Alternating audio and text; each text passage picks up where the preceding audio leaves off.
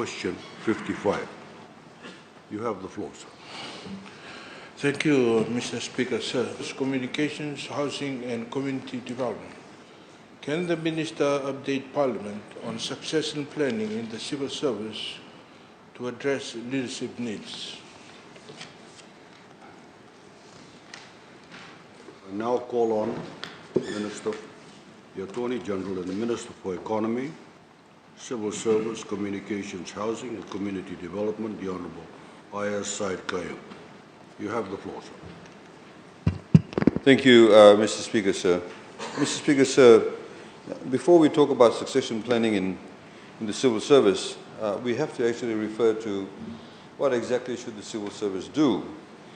And in fact, that stands for professionalism, including professional ethics and integrity, prompt and faithful implementation of government policies and administration of laws, being free from corruption, efficient, effective and economic use of public resources, prompt response to requests and questions from the public, and delivery of service to the public in a manner that is respectful, effective, impartial, fair and equitable, accountability for administrative conduct, transparency including timely, accurate disclosure of information of good human resource management and career development practices to maximize human potential, and I, recruitment and promotion based on 1, objectivity, impartiality and fair competition, and 2, ability, education, experience and other characteristics of merit.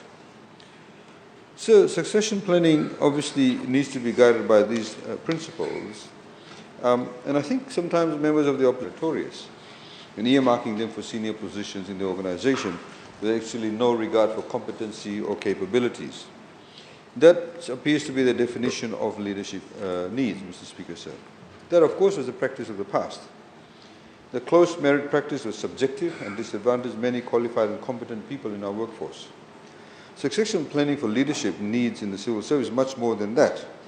When we talk about leadership, sir, it needs leadership needs in the civil service. We are talking about having people who espouse service is grounded on the principles of high standards of professionalism. Must have ethics, integrity. That is work in progress. And we've continuously said in Parliament that we constantly are rolling out guidelines and new ways of, for example, improving business processes, making things transparent, making sure that people actually respond to members of the public.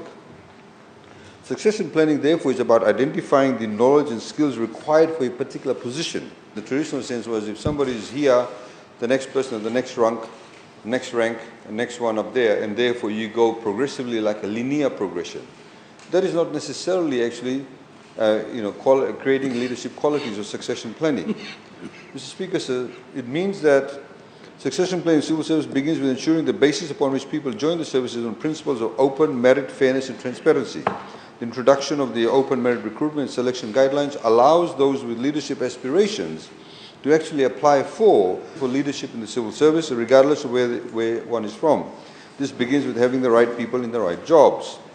Mr. Speaker, the old mentality that only civil servants can be promoted to higher positions is outdated in today's modern context.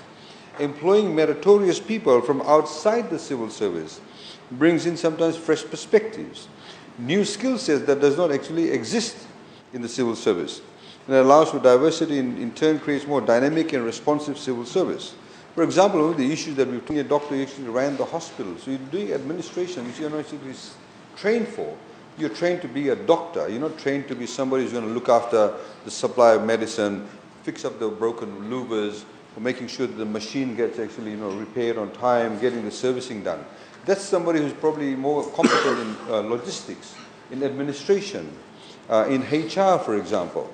Not a doctor per se. A doctor's main focus is getting the sick patient. So we do not invest in our civil service. Those civil servants who are actually within the system.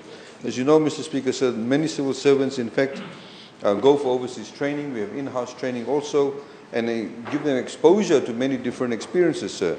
In fact, Mr. Speaker, sir, some of them are so well trained that we find a lot of them, in fact, get recruited by other agencies. And this is precisely what we actually announced in the budget, that we are going to look at now those highly skilled areas where there's scarcity issues, where there's retention. They are poaching nurses from the public service. because of COVID-19, there's a huge demand for healthcare workers, not just in Fiji, but overseas. So they're also pouching out good people too. So there's a huge movement of people, caregivers now going overseas. There's a huge movement of people globally and also regionally, sir. So, Mr. Speaker, sir, we have embedded a practice of ensuring that every position, apart from required qualifications, has clearly articulated knowledge, experience, skills and abilities, which makes it easier to identify potential successes through an OMRS system and also identify the relevant training needs for those positions. We'll move on to the next oral question.